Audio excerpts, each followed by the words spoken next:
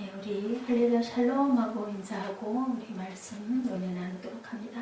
할렐루야 샬롬 합니다. 할렐루야 샬롬 샬롬 샬롬 샬롬 샬롬. 하나님 사랑합니다. 여러분 주 안에서 사랑합니다. 오늘 인간의 두 본성이죠. 예, 우리 로마서 7장 15절에서 25절까지 우리 함께 합독했습니다. 20절에 보니 내가 원하지 아니하는 그것을 하면 이를 행하는 자는 내가 아니고 내 속에 있는 뭐예요? 죄라고 합니다. 우리 인간들이 가장 싫어하고 고통스러워하고 아니었으면 좋겠는 게 바로 죄인데, 그런데 항상 우리는 그저 죄를 자꾸 합니다. 범합니다. 우리 마음 안에서 항상 선을 행하기 원하는데, 오늘 본문 21절에 보니 내가 한 법을 깨달았다. 누가 그래요? 바울이 얘기를 하죠. 선을 행하기 원하는 나에게 항상 뭐가 악이 함께 하고 있다. 내 지체 속에, 내 속사람으로는 하나님 법을 늘 즐거워하는데 내 지체 속에서 다른 법이 내 마음의 법과 싸워서 죄의 법으로 나를 사로잡는 것을 내가 본다. 바울이 얼마나 마음에 갈등이 많고 그것이 자꾸 깨달아지고 느껴지니까 어쩌지를 못해서 결국은 한탄하죠. 24절에 오라 나는 공고한 사람이로다. 이 사망의 늪에서 누가 나를 건져내랴 라고 얘기하죠. 우리 예수 그리스도로 말미암아 나는 하나님께 감사한다. 그런즉 내 자신이 마음으로는 하나님의 법을, 육신으로는 죄의 법을 섬기노라. 오죽하면 섬긴다고 하겠어요. 우리 마음 안에 항상 두 마음이 싸우고 있는 것을 저도 여러분들도 항상 느낍니다. 순간순간. 그러면서도 자꾸 선을 하기 원하는데 아닌 것 쪽을 자꾸 따라가려고 하는 그런 마음이 있죠. 율법은 선하고 의롭고 거룩하고 완전한데 이 죄의 고통보다도 더 심각한 고통은 율법으로부터의 고통이다. 율법 자체가 잘못되어서 고통스러운 게 아니라 내가 율법을 지킬 수가 없기 때문에 고통스럽다라는 거죠. 대부분의 사람들은 어떻게 해요? 아주 요조숙녀처럼 아주 신사스럽게 아주 좋은 선을 행하고 얼마나 좋아요. 사람들에게 나눠주고, 그죠? 거드름 약간 좀 어깨가 약간 으스대지잖아요. 그런 마음을 가지고 뭔가를 베풀어주면 너무 좋은데 내 내면의 세계에 들어가면 갈등과 고민과 괴로움이 늘 쌓여서 반복을 하고 있다. 그것은 대단하고 유명하고 돈이 많고 그저 인기가 있고 알려지고 유무명이 상관이 없이 누구에게나 색깔과 그 어떤 크기와 이런 것들은 조금씩 다를 수 있지만 그것이 전혀 없이 정말 선만 더하고 편안하게 아무런 어떤 갈등이나 고통이나 불만이나 이런 게 없이 사는 사람은 한 사람도 없다라는 거죠. 그러나 죄에서부터 자유함을 받는 유일한 비결이 누구요? 죄를 이기신 분, 보혈로 깨끗이 씻어진 분, 그분이신 예수 그리스도를 우리가 믿고 그분을 따르고 그분이 누구 안에 내 안에 성령이 나를 대신해서 사시면 나는 그거를 이기고 극복할 수가 있는데, 오죽하면 사도 바울 같은 사람도 나는 정말 공고하다. 이런 것들 때문에 고통스럽다. 누가 이 늪에서 나를 건져주겠느냐라고 이렇게 고백할 정도이면 우리는 뭐라고 말을 하겠어요? 명함도 못 내밀죠. 내가 율법은 못 지켰지만 율법을 완전하게 지키신 그리스도 앞에 가면 율법을 지킨 사람으로 인정을 받고 자유함을 누리게 된다. 이런 거죠. 이 편, 저 편. 내 편은 누구야? 여기 들어와. 이 단체 안에 들어오면 패스에서 우리가 들어갈 수 있어. 단체 관람 끊으면 그 티켓 가진 사람들은 함께 들어갈 수 있듯이 예수님께서는 나를 인정하니 나를 믿니? 그러면 내가 너희를 사망의 늪에서 건져주겠다. 홀로 내 피값으로, 내 보혈로, 내 생명으로. 우리 안에 있는 두 가지 본성이죠. 첫 번째는 누구든지 사람은 선을 행하고 싶은 본능이 있다. 두 번째는 뭐예요? 악을 행하려는 본능이 자꾸 안에서 싸움질을 한다는 거죠. 동시에 항상 괜히 사람을 치고 패고 욕하고 때리고 그러고 싶은 마음. 아니 나는 정말 안 하고 싶은데 어쩔 수 없는 상황이기 때문에 내가 그랬어. 우리가 이렇게들 얘기를 하죠. 이유 없는 어떤 그 결과는 하나도 없습니다. 보면은 나는 정말 죄 짓고 싶지 않은데 내 손에 피 묻히고 싶지 않은데 그런데 어찌하다 보니 이미 주먹이 먼저 나갔어요. 그래서 그 말 있죠. 그 법은 멀고 주먹은 가깝다라는 얘기가 있습니다. 가장 문제점, 또 이거 문제점입니다. 마음 다스리기예요. 예, 마음 다스리기 훈련이 젊은 날부터 잘 된 사람들은 누가 그러더라고요. 비바람을 너무 많이 맞고 자랐더니 아주 유복한 가정의 딸이었는데 엄마 아버지가 일찍 그냥 돌아가 버린 게요. 굉장히 집안이 좋았는데도 불구하고 그러다 보니까 천의 고아가 됐어요. 남동생 하나 데리고. 근데 그때부터 얼마나 어려웠겠는가. 초등학교 시절에 아주 단짝 친구 3명이 있었는데 이제 10수년 만에 나중에 청년이 돼가지고 만났는데 보니 그죠? 그 자매 하나는 너무 고생을 많이 하고 얼마나 힘이 들었겠니? 얼마나 고생스러웠겠니? 대학을 오죽하면 3학년에 중퇴를 했더라고요. 그랬더니 그 자매 얘기가 그랬어요.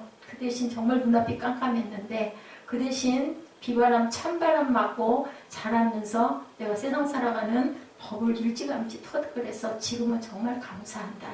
그 말에 너무 공감이 돼요. 그걸 터득하지 못하고 온실안의 화초처럼 주어지는 환경이 내가 그냥 잘 갈 수 있는 환경일 때 그때는 아무런 그런 게 없어서 고마웠는데 나이가 들고 나서 지금 같은 경우에 생각을 해보면 내가 그때 좀 고생을 좀 했더라면 처세술도 더 많이 배웠을 거고 세상을 잘 살아가는 방법도 터득을 했을 거고 좀 더 단단해졌을 거고 절망스러워하지도 않았을 텐데 저는 이런 생각이 들더라고요. 그래서 항상 우리 환경이 좋은 것만은 다가 아니다. 너무 자녀들을 기를 때 요즘 아이들 특히 그렇죠. 배고픈 것도 모르고 힘든 것도 모르고 또 필요가 불필요한 어떤 것들까지도 다 말만 하면 그냥 생각만 하면 주어지게 되다 보니까 귀한 것을 너무 모르는 것이 문제이다라는 생각이 듭니다.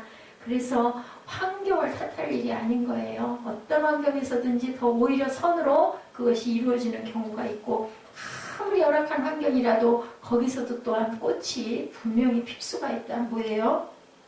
국화가 가을에 그죠? 그 무소리를 맞으면서 아름다운 국화꽃을 피워낼 수도 있는데 너무 따뜻한 곳에 그저 안락하게 있다 보면 결국은 생명이 묻어나는 거 어떻게 해요? 시들어서 그저 죽어버리는 그러한 씨앗들도 있다. 잘 심겨지지 못하기 때문에 이렇게 해서 우리 안에 항상 선과 악이 공존한다.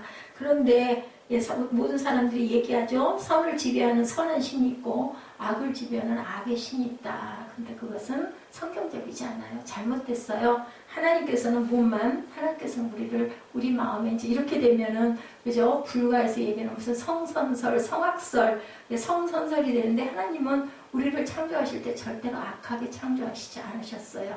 선하게 창조하셨는데 뭐가 들어왔어요? 죄가 들어왔죠. 뭘로 인해서? 욕심으로 인해서. 그게 바로 창세기 말씀이잖아요. 뱀이 그럴듯하게 하나님 생명으로 주신 아담과 하와를 그럴듯하게 미혹을 시켜서 결국은 그 욕심을 부림으로 인하여 하나님을 배신하게 되고 어떻게 해요? 우리가 순종하지 못하는 그러한 마음들이 되다 보니까 죄가 들어와서 그때부터 악이 들어오고 그 다음에 뭐가 왔어요? 사망. 너희가 정령 죽으리라 했잖아요. 그랬는데 죽지 않은 것이 죽지 않은 게 아니라 영혼이 죽어버리는 영이 멸함을 받아서 하나님과의 관계가 깨져버리는 그런 관계가 들어온 게 바로 죄고 이것이 바로 악이다. 그때부터 사탄이 세상에 판을 치고 다니면서 모든 사람들을 그냥 찔러대죠. 그렇게 해서 자꾸 거기에 넘어가게끔 무슨 영이 미혹의 영이 들어온다.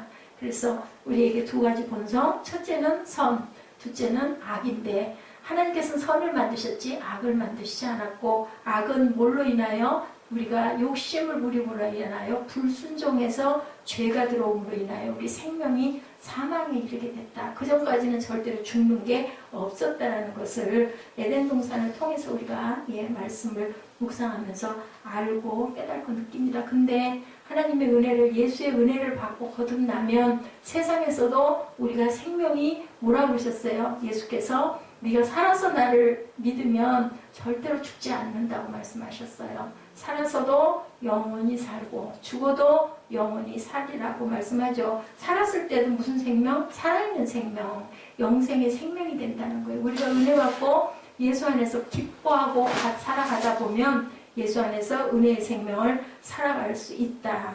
자, 아담과 이브를 통해서 죄를 짓게 만들고 죄를 지니까 악이 들어오고 그것을 통해서 죽음이 들어왔다라는 거죠. 조금만 기다렸으면 될 걸 들어와버렸구나.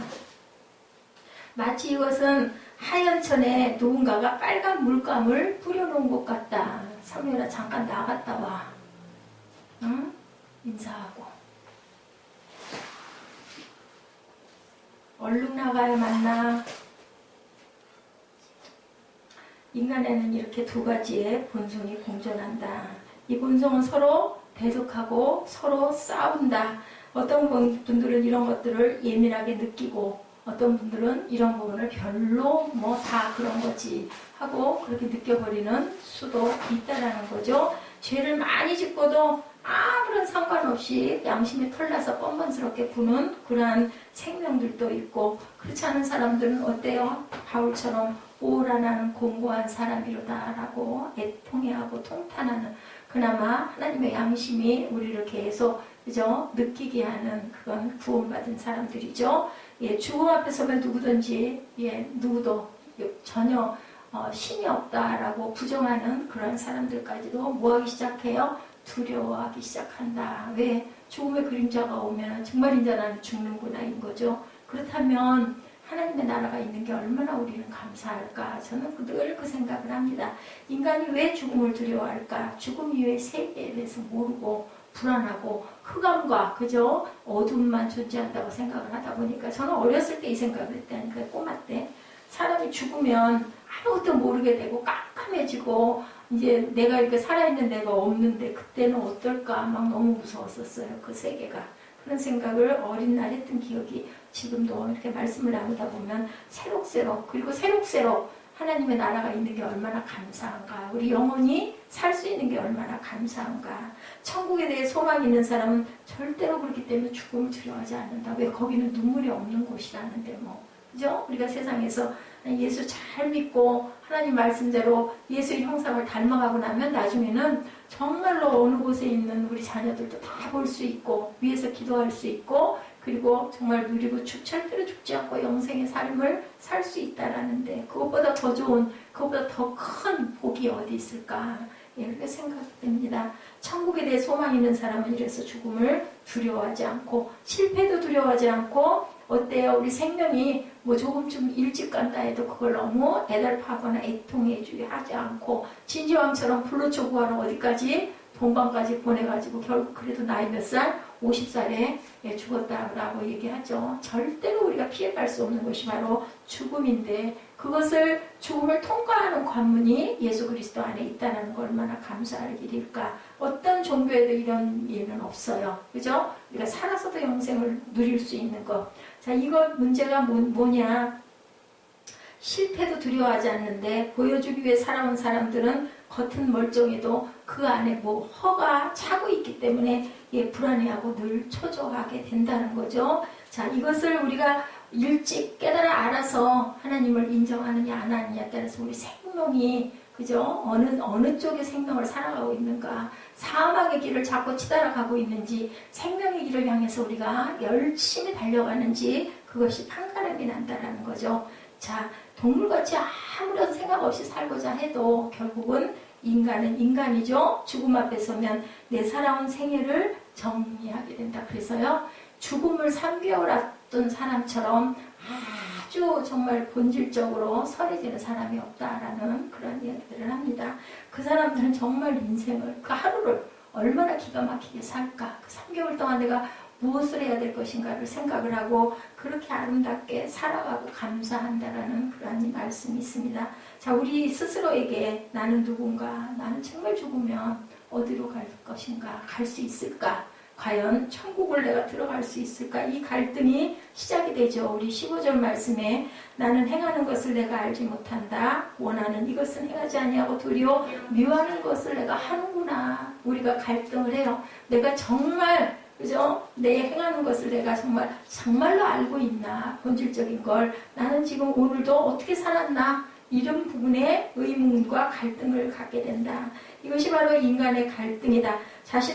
자신이 제일 잘할 것 같은데 인간은 자신을 잘 알지 못하는 거죠. 사실은 잘할 것 같은데, 어떤 사람들은 나 자신만을 위해서 열심히 살아갑니다. 좋다는 거예요. 열심히 찾아먹고 볼 거 뭐 죽으면 그만인데 하고 그냥 뭐 어디든지 쫓아다니면서 봅니다. 다시는 돌아올 수가 없으니까 그렇게 사는 사람들도 있어요. 아무리 나를 지져봐도 내가 나를 알지 못하는 그러한 인생들이죠. 그걸 누가 알게 해주세요? 하나님이 무엇을 통해서? 말씀을 통해서, 기도를 통해서, 성령을 통해서 깨닫게 해주시기 때문에 세상의 사람들은 절대로 그것을 알 수가 없다는 거죠. 내가 하는 것을 내가 모르겠다. 결국 내가 원하는 것은 하지 않고 뭐만 원하지 않는 것만 내가 자꾸 하고 있구나. 그 생각도 하는 사람은 뭐가 있어요? 희망이 있는 사람인데 그것조차 모르고 인생이 뭐 다 그런 거지 뭐. 다 그냥 그렇게 살다 그렇게 죽는 거지 이렇게 생각하는 사람들, 이미 포기한 사람들. 죄를 행하면 두 가지의 대가가 쥐어줍니다. 쾌락, 죄로 인한 어떤 그 쾌감이 있어요. 그리고 또한 이익도 발생을 합니다. 죄를 지으면. 그죠? 남을 뭐 정말 모함을 한다거나 남에게 있는 것을 억지로 빼앗는다거나. 그래서 그 이자놀이가 성경에서는 그건 정말 죄라고 얘기를 합니다. 뭐하라고 그래요? 주라고 그러죠? 주라. 그냥 빌려달라고 하면 빌려주지 말고 그냥 주어라라고 말씀하는 거. 그거 못할 바에는 아예 주지를 말라고. 근데 세상에 살면서 필요 악이죠. 어떤 면으로는.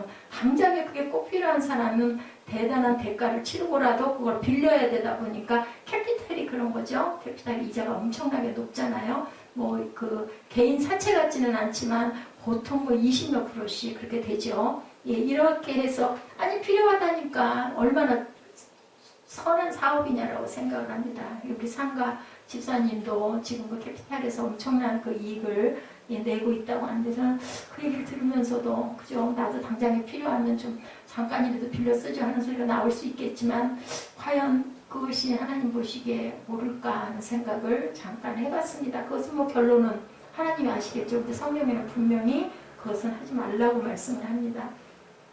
도둑질을 해도 해석을 하면 뻔뻔하게 산다.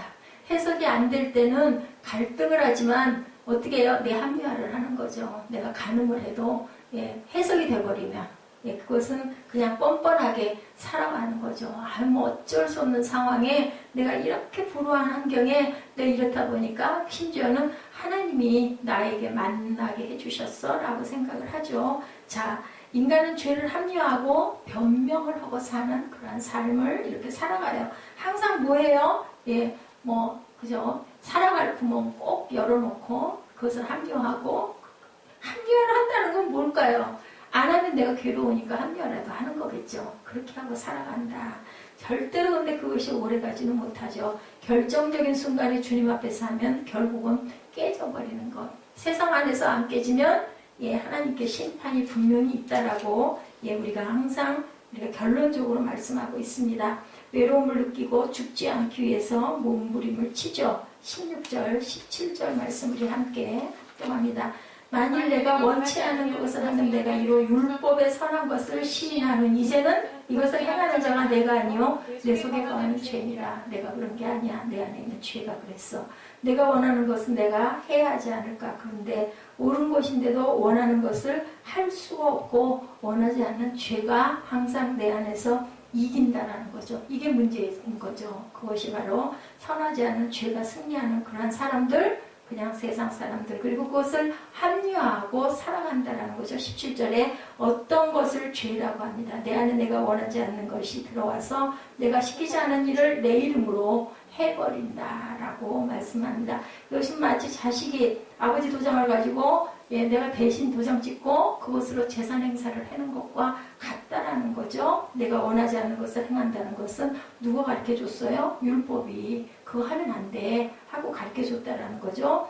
선한 것을 보여줘요. 그게 옳지 않아. 이게 옳아. 율법이 꼭이 아니라도 우리 안에 뭐가 살아서 양심이 살아서 잘못하고 나면은 마음이 괴롭죠. 불편하죠. 이렇게 되는데 건강한 사람에게 균이 들어오면 몸에 열이 나죠. 그래서 우리가 예방주사 맞으면 열나지 않습니까? 항체를 기르는 거죠. 결국은 그래서 우리에게 통증이 온다. 똑같아요. 우리가 죄를 짓고 나면 마음에 통증이 오는 거죠. 건강한 사람이라도 바이러스가 들어오면 이런 현상들은 다 일어난다는 겁니다.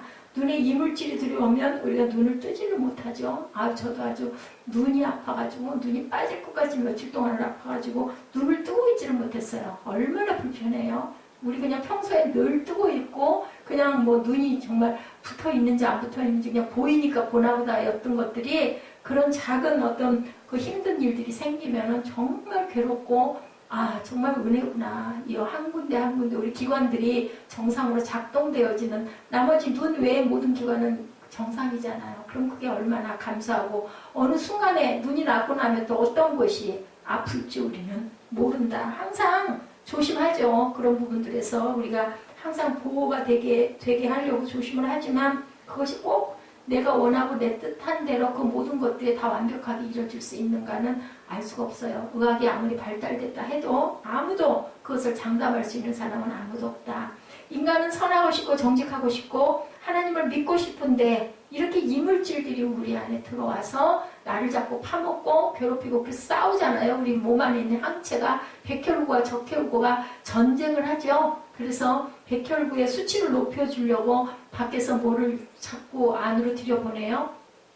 항체를 만들 수 있는 항원을 자꾸 들여보냅니다. 그래서 뭐 보니까 지난번 그 과학 부분의 것들 그 숙제를 하면서 봤더니 예, 그죠. 그 건강에 대한 거기에 보니까 우리의 몸 안에 항체를 길러주는 이제는 그런 그 물질들이 우리 안에 주입이 돼서 그것으로 예, 그 암세포들이 예, 참 재밌더라고요. 그 병원균들을 집어넣어가지고 암세포들이 자신이 죽었다라고 착각을 하게 만든대요. 그렇게 되면은 그 암세포들이 다 자라지 못하고 죽어버리는 그런 그 어떤 과학적인 것에 그 연구가 돼서 그것이 드러난 게 바로 그 뭐예요? 그 약으로는 절대 아닌 거고 게르마늄인가요? 그것들이 그렇게 모든 그 건강을 살리는 그러한 항체다. 그래서 그 자연 뭐 식이요법 뭐 이런 부분들의 것들에 연구를 해서 이제는 뭐 침으로도 이게 뭐 그런 부분들의 것들을 많이 집어넣을 수 있고 주사로도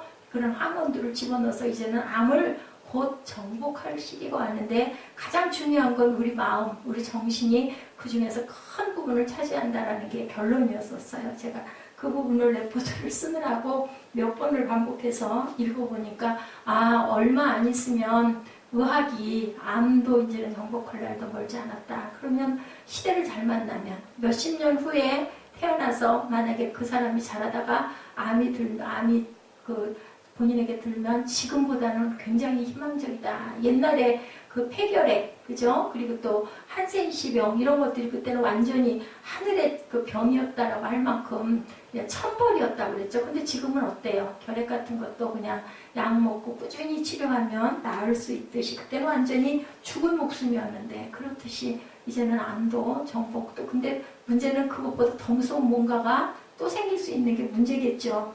인간은 선하고 싶고 정직하고 싶고 하나님을 믿고 싶은데 이렇게 이물질들이 내 안에 들어온다. 그래서 의학으로 과학으로 그런 것들을 무찌르려고 꾸준하게 끊임없이 연구를 해서 그것을 개발을 해서 그거 하나를 정복을 하고 나면 그 다음에 또 다른 것들이 또 들어오는 거죠. 그래서 우리는 항상 싸우고 가야 된다. 완전히 보니까 그 의학적인 그 논문적인 부분의 그 설명을 듣다 보니까 이건 완전히 전쟁터구나. 우리 몸 안에서 전쟁이 일어나고 있구나라는 것을 알겠더라고요.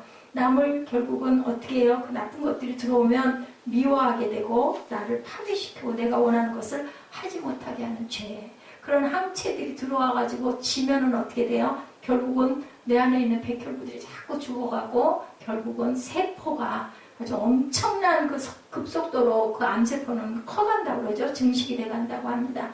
그렇기 때문에 우리 안에서 항상 이것들을 끄집어내야 되겠다는 거죠. 그래서 우리는 항상 원하고 행하고 가야 된다. 죄를 드러내고 나면 율법이 있어서 죄가 드러나면 그것을 버려야 되죠. 죽여야 되죠. 그리고는 하나님의 의 쪽으로 우리가 달려갈 줄 알아야 된다. 그게 바로 행함이 있는 믿음이라고 말씀하고 있습니다. 그 모든 것들이 어디를 통해서 우리 교회를 통해서 예배를 통해서 말씀을 통해서 드러나게 되면 우리는 그것들을 우리가 단호하게 끊어내고 잘라버리는 어떤 수술의 과정을 통과해야 된다. 그리고 나서 우리는 선을 향하여 몸을 돌리고 열심히 경주하고 달려가라. 우리 지난 주일에 이 경주에 대한 것을 우리가 금요철야에서가 우리 함께 은혜를 나눴죠. 18절에 내 속곧 내 육신에 선한 것이 거하지 아니하는 줄을 아노니 원함은 내게 있으나 선을 행하는 것이 없도다. 그죠?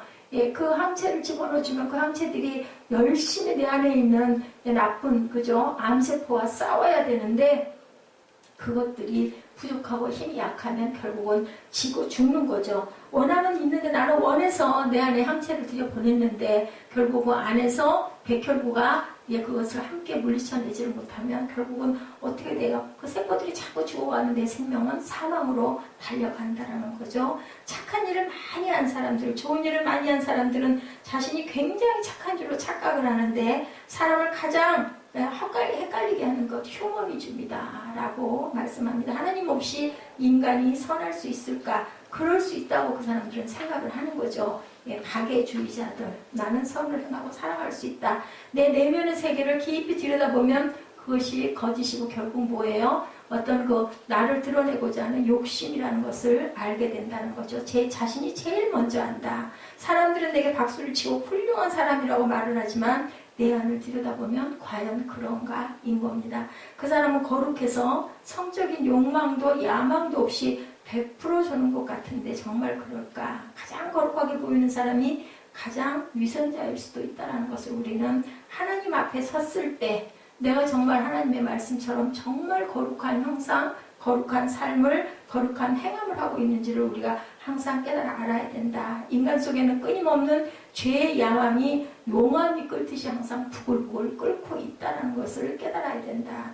그 사람이 교육, 교양, 도덕, 가정환경으로 포장되어 있어서 세상에서 제일 행복한 사람과 같지만 정말 그럴까? 인 거죠. 그 개인이 되고 봤을 때 그렇지 않다라는 거죠. 내 속에 원함은 있으나 선한 것이 없다. 누가? 바울이 고백하죠. 또한 갈라디아서 5장 16, 7절에도 내가 이르노니 너희는 성령을 쫓아 행하라. 그리하면 육체의 욕심을 이루지 아니하리라. 육체의 소욕은 성령을 거스르고 성령의 소욕은 육체를 거스리나니 이둘이 서로 대적함으로 너희의 원하는 것을 하지 못하게 하려 합니다. 라고 말씀합니다. 육체의 소욕은 성령을 거스리고 성령의 소욕은 육체를 거스린다. 둘이서 뭐예요? 전쟁하는 거죠. 결국은. 그래서 성령의 사람인가 아니면 세상의 사람인가를 알려면 내 안에 무엇이 자라고 있는지를 우리가 정말로 깊이 파헤쳐서 수술을 하고 들여다볼 수 있어야 된다는 거죠. 그래서 그 얘기하잖아요. 의학적으로도 수술실에 들어가시면서 그 수술 집도하시는 그 선생님들 그 얘기 하시죠. 열어봐야 합니다. 우리가 아무리 내시경을 보고 뭐를 보고 MRI를 보고 다 봐도 정확한 것은 일단은 열어봐야 된다. 도대체 어디까지 번졌는지 이 사람이 살 수 있을지 없을지는 뚜껑을 열어봐야 한다는 거죠. 하나님께서도 우리에게 그죠? 성령의 싸움 그리고 육체의 소욕은 결론은 뭘까? 이 부분은 하나님께서만 안다는 거죠. 사탄이 뿌려오는 물감에 우리가 젖어 들어갈 때 그것을 치료하시는 분은 한 분 예수 그리스도밖에 없다는 것을 우리가 꼭 알아야 된다. 악에는 종류가 있죠. 악은 어때요? 정적이지 않다. 뭐다? 악은 동적이다. 움직인다라는 거예요. 우리가 항상 은근하게 마음에 어떤 감동으로 오는 게 아니라 막 그죠? 죽이고 깨뜨리고 멸망시키려고 하고 그죠? 막 싸우려고 하고 결국은 관계를 깨뜨려버리는 동적인 존재라는 것을 알아야 되고 전염병을 계속 전염시킨 것 같은 이런 그 악 잡초들이 굉장히 빨리 자라잖아요. 보면은 씨앗보다도 굉장히 빨리 자랍니다. 이렇게 악은 번지는 힘이 강하다는 거죠. 그래서 바로 죄로 인해서 그 고통들로 인해서 내가 비명을 지르면서 어디로 끌려가요? 죄 속으로 함께 빨려 들어갑니다. 그것을 피하기 위해서 그 블랙홀 여러분들 혹시 그 상상하세요? 막 깊이 빨려 들어가는 그 깊은 구멍 한번 떨어지기가 힘들지 떨어지고 나면 끝없이 추락을 하는 게 바로 블랙홀이죠. 끝도 안 보이죠. 우리가 그렇게 가지 않아야 된다. 얼마 전에 중학생 하나가 자살을 했어요. 선배들의 강요에 못 이겨서 도둑질을 했대요. 몇 번 그렇게 하다가 잡혀요. 요즘 주에 우리 주일날 어떤 그 소녀 이야기, 그죠? 그 부장판사 여자 부장판사 이야기 우리가 보고 감동받았죠. 경찰에 잡혔지만 나이가 어렸기 때문에 부모에게 돌려보내졌습니다. 부모가 얼마나 자존심이 상하고 힘이 들었을까. 야단을 쳤겠죠, 당연히. 그 다음날 아이는 목을 매달아 죽었어요. 그런 걸로 보면 그 부장판사의 판결은 대단히 긍정적이에요. 그 대신 봤죠? 그 그 소녀가 정말 학교에서도 모범생스럽게 열심히였는데 어떤 계기가 있었다라는 거지. 이것이 바로 정신치료죠. 결국은 아마 그분은 상담심리학이나 이런 부분을 공부를 하신 분이 아닐까라는 생각이 들어요. 벌만 가지고 그 사람을 온전하게 바로 이끌 수가 없고 그 원인이 어디 있었나를 우리가 항상 들여다볼 줄 알아야 된다. 아마 그 소녀는 그분으로 인하여서 감동을 받고 새 사람이 됐을 것 같습니다. 그런데 이 경우에는 그렇게 해서 돌려보내진 걸 부끄러워서 부모가 야단을 쳤는데 야단을 침에도 불구하고 죽지 않는 자매도 죽지 않는 그 소녀도 있을 거예요. 그런데 이 소녀는 그만 죽어버렸어요. 그럼 그것은 누가 죽였어요? 사단이 죽인 거죠. 근데 표면적으로는 부모가 아이를 학대해서 죽였다라고 아마 판결이 내려질 것 같습니다. 이런 아이의 심정으로 우리가 돌아가 봐야 된다. 그렇기 때문에 아이들을 요즘에는 함부로 야단을 칠 수도 없어요. 그러다가 더 빗나가 버릴까봐. 공부 좀 못하면 어때요? 그죠? 본성이 착해야 될 건데. 근데 우리들 입장에서는 공부 안 하고 못하고 하면은, 이렇게 하면 될 건데 생각이 들다 보니까 자꾸 얘기를 하고 반복을 하다 보면은 우리가 혈기가 올라오고 그러다 보면 아이를 상처를 주게 될 수밖에 없습니다. 그래서 항상 제가 그 부분에 요즘에는 마음이 불편합니다. 그리고 불안합니다. 관계가 좋아야 할 텐데 한 번이나 어른하고 관계가 나빠진 것도 있는데 자녀하고까지 관계가 나빠지면 이건 안 될 텐데 이런 마음이 제 마음에도 자꾸 들어옵니다. 항상 초등학교 다닐 때 나이가 많고 키가 큰 어떤 그 학생이 굉장히 괴롭혔던 그런 학생의 얘기도 있습니다. 연필도 뺏기고 책가방도 그 아이들 책가방 맨날 들어주고 그죠? 약한 애들 막 그죠? 왕초들이 시키죠. 요즘에는 어떤지 모르겠지만 이런 특색들 부모에게 말을 못한다라는 것 그죠? 결국은 혼자 끙끙 앓죠. 그리고 마음 안에는 공포가 있고 부모에게 인정을 받지 못하게 되었을 때 이 아이가 갈 수 있는 길은 결국은 자살밖에 없다.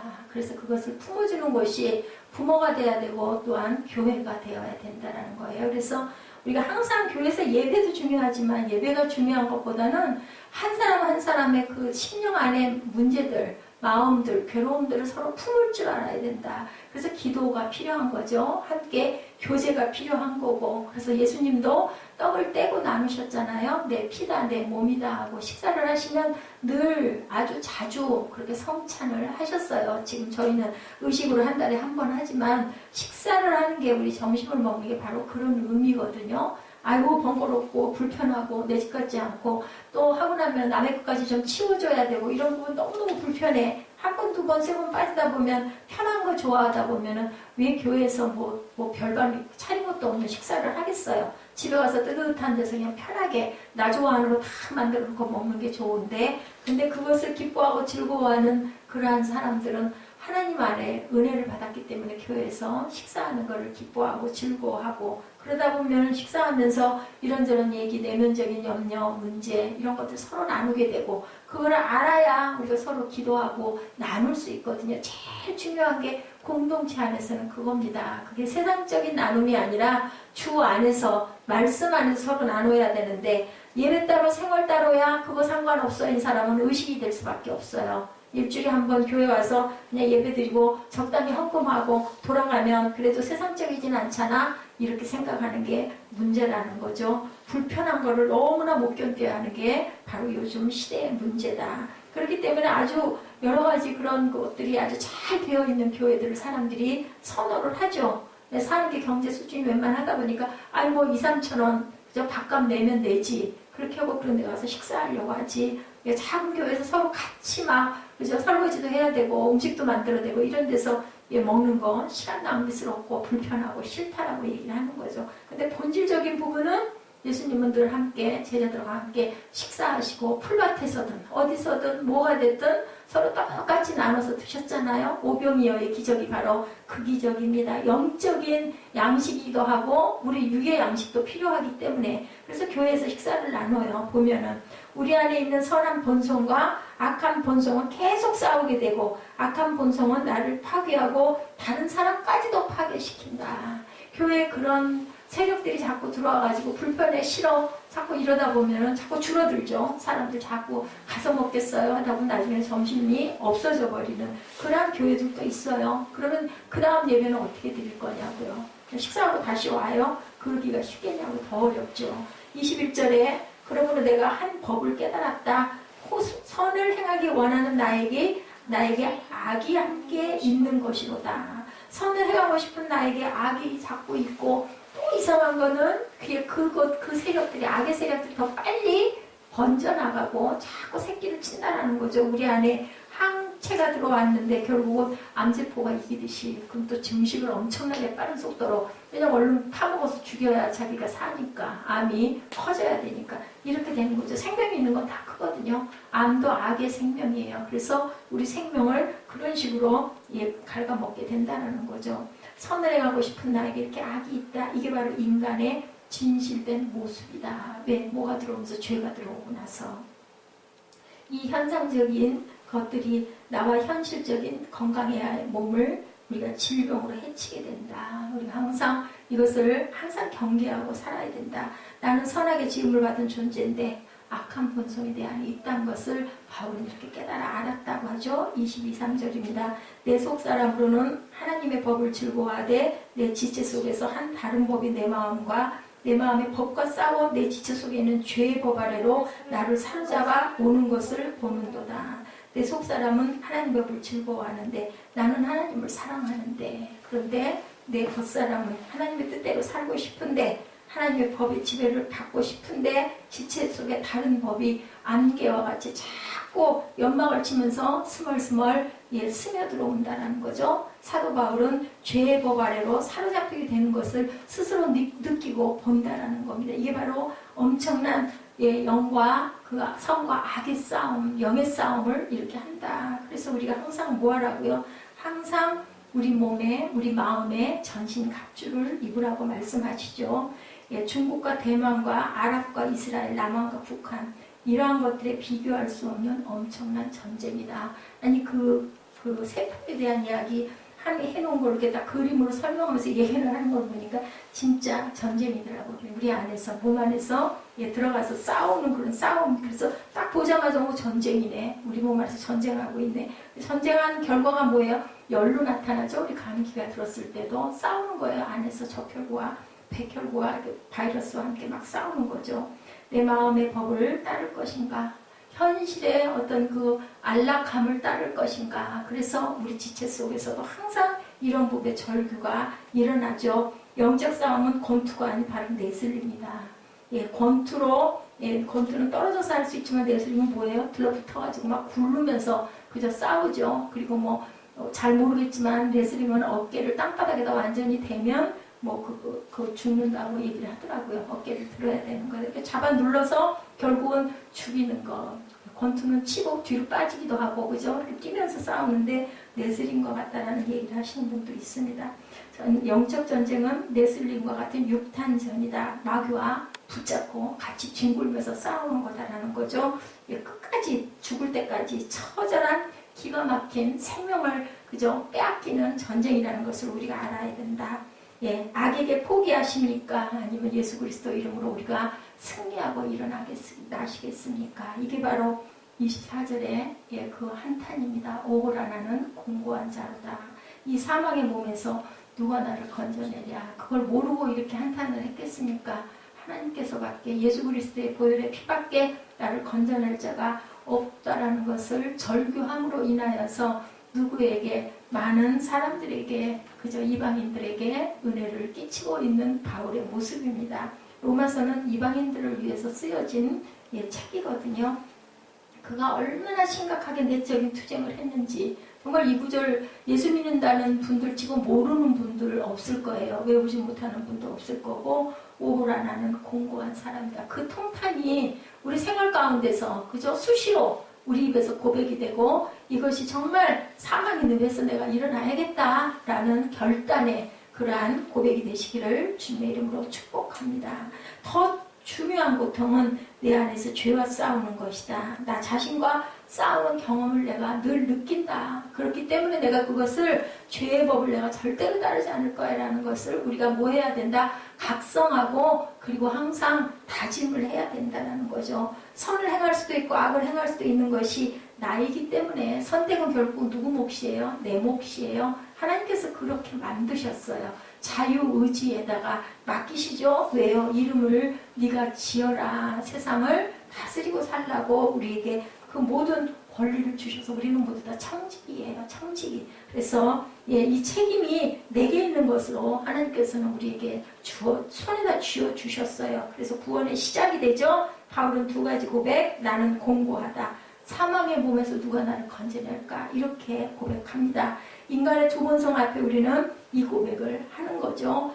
첫째, 나는 외롭고 공고하고 비참한 인간입니다. 라고 고백할 줄 알아야 된다. 무슨 자세일까요? 무릎 꿇고 고개 숙이는 거겠죠. 자복하는 거죠. 나는 내 이름으로는 어떻게 할 수가 없습니다. 그러니 사망의 몸에서 뭐라 그래요? 나를 도와주옵소서, 나를 건져주옵소서 라는 고백이에요. 내 힘으로는 이것이 절대로 되지 않습니다. 내 능력으로는 안 됩니다. 하나님께서 내게 능력을 주시옵소서. 25절에 우리 주 예수 그리스도로 말미암아 하나님께 감사한다. 결론이죠. 내가 이렇게 고뇌하고 내 마음 안에 선과 악이 항상 이렇게 싸우는 걸 내가 느끼고 보고 여기서 건질 자는 예수 그리스도밖에 안 계시고 그 은혜밖에 없다라는 것을 나는 고백합니다. 그리고 나는 그것을 깨달아 알게 해주셨으니 정말 감사합니다. 바울은 어땠을까요? 그래서 그렇게 쉬운 말로 미친 듯이 선교, 전도 여행을 하면서 하나님의 나라들을 세우고 다니죠. 그것도 몸에 가시를 지니고 그것도 내게는 뭐라 그래요? 유익이라고 얘기하죠. 그 가시가 너에게 없으면 네가 그만큼 그렇게 은혜스럽게 그렇게 거룩하게 하나님의 나라를 선포하고 다닐 수가 없어. 그러니 너에게 유익이다. 그래서 그 말씀 그대로 받고 그것도 순종하죠. 이것이 고난당하는 것이 내게 유익이라고 바울이 고백합니다. 그래서 우리는 항상 우리 주 예수 그리스도로 말미암아 하나님께 감사하셔야 되고 내 자신이 마음으로는 하나님 법을 육신으로는 죄의 법을 섬기는데 이제는 알았어요. 확실하게 내가 살아날 수 있는 것은 그리스도밖에 안 계시다라는 것을 우리가 깨달아 알고 그것은 그리스도 안에 있는 자에게는 절대로 정죄함이 없다라는 것을 우리가 고백하죠. 두 번째는 성령의 지배를 받아야 된다. 생명의 성령의 법이 죄와 사망의 법에서 우리를 해방하였다라고 이렇게 고백을 합니다. 예수를 믿으면서도 능력이 없는 것, 그 능력을 예수를 믿는 게 가짜기 때문에 능력을 못 받는다. 가짜라고 하기까지는 그렇지만 너무 미약한 거죠. 우리 마음 안에서 뭐가 싸워서 항상 성령의 법과 죄의 법이 싸우다 보면 우리 마음을 계속 그죠? 이렇게 갈팡질팡을 하게 되고 흔들리기 때문에 하나님의 능력이 내 안에서 나타나지 않는다는 거죠. 철저하게 내가 죄인이라는 사실을 무서워서 고백을 하지 못하기 때문에 철저한 고백, 그게 바로 회개잖아요. 그랬으면 그 다음에는 돌이키고 행해야 되는데 회개까지만 하고 개를 안 한다고 그러죠. 시작하지를 않는다는 거죠. 자기 인생을 물거품으로 앉혀놓고는 괜찮은 줄로 이 정도면 됐지라고 생각하는 것 자체가 잘못됐다. 우리 아이들 요즘에 절대로 부모 말 그냥 듣고 있는 애들 없잖아요. 말하면 말끝이 떨어지기가 무섭게 거기에 대한 어떤 그 원인, 뭐 때문이지? 뭐가 그렇지? 근데 얘기를 가만히 들어보면요. 내가 잘못했을 소리는 없어요. 뭐 때문에 이랬어? 뭐가 이러니까 이렇지? 라고. 그게 바로 우리들이 하나님께 하는 기도는 아닐까, 과연. 나는 항상 나를 합리화하고 있지는 않을까. 내가 이렇게 몸이 이러니까 내가 이것밖에 못하잖아? 이러고 있지는 않은지. 우리는 납작 엎드려서 하나님 정말 제가 잘못하고 제가 죄인입니다라는 고백을 그래서 할 줄 알아야 된다. 그런 자에게는 희망이 있죠. 베드로도 붙드시는 예수님이세요. 왜요? 베드로는 그죠? 그 문에 밤에 기대어서 통곡을 하고 울었잖아요. 자기의 잘못을 깨달아 안 거죠. 그리고 고기를 잡고도 어땠어요? 무릎 꿇고 나를 떠나달라고 내가 죄인이라고 깨달은 거예요. 그 고기, 그물에 걸린 그 고기가 고맙고 감사한 게 그게 중요한 게 아니라 나는 정말 죄인이구나. 예수께서 내 마음 구석구석까지를 아시는구나 라는 것을 자복하고 깨달는 이것이 바로 구원의 시작이고 축복의 시작이라는 것을 아시는 저와 여러분들 복된 인생이 되시기를 주님의 이름으로 축복합니다. 하나님이라는 것을 알게 됐을 때 우리는 나를 의지하지 않고 복의 근원이신 하나님과 내 죄를 용서하시는 예수님과 죄의 사망의 법에서 해방을 시키신 성령의 능력을 믿고 의지하게 된다. 시편 22편에는 어두운 그 장에는 뭐라고 말씀을 하고 나오냐면요. 터널을 뚫고 나오면서 그 어두운 장이 그 다음에 23편으로 예, 바뀌죠. 23편 우리가 너무 잘 아시는 예, 시편 23편입니다.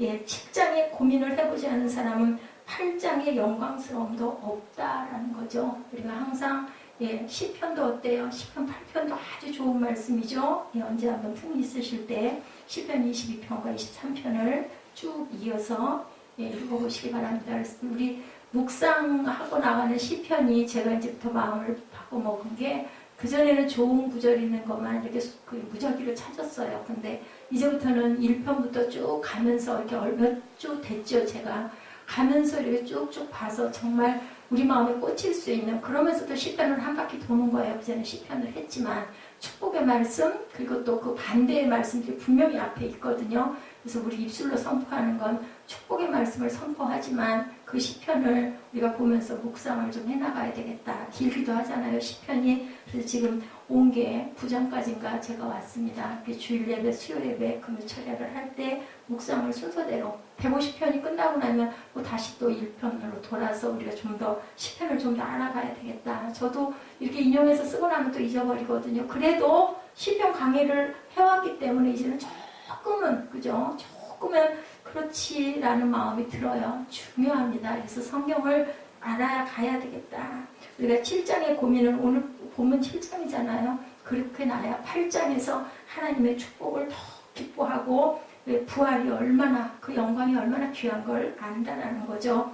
우리가 심각하게 고민하는 것을 귀하게 생각하고 몸부림치고 고민하고 그 고민으로 인한 하나님을 만나는 영광을 누리시는 저와 여러분들, 오늘 공부하고 내가 오늘 감기가 들어서 몸이 아프면 건강할 때 그 상태를 얼마나 그리워하고 감사하게 돼요. 아파보지 않은 사람은, 그래서 뭐 눈물 어린 빵을 먹어보지 않은 사람은 인생에서 정말 단맛을 모른다라는 말씀이 정말 귀한 말씀인 것 같아요. 하나님께서는 우리에게 이렇게 연단을 주시고 바울의 고백을 통해서 정말 나를 공고하고 나는 정말 사망의 늪에서 나는 헤어나올 수가 없습니다 라는 고백을 하고 낮아지고 겸손해지는 저 여러분 되시게 해주시는 은혜가 감사합니다. 감사하시기 바랍니다.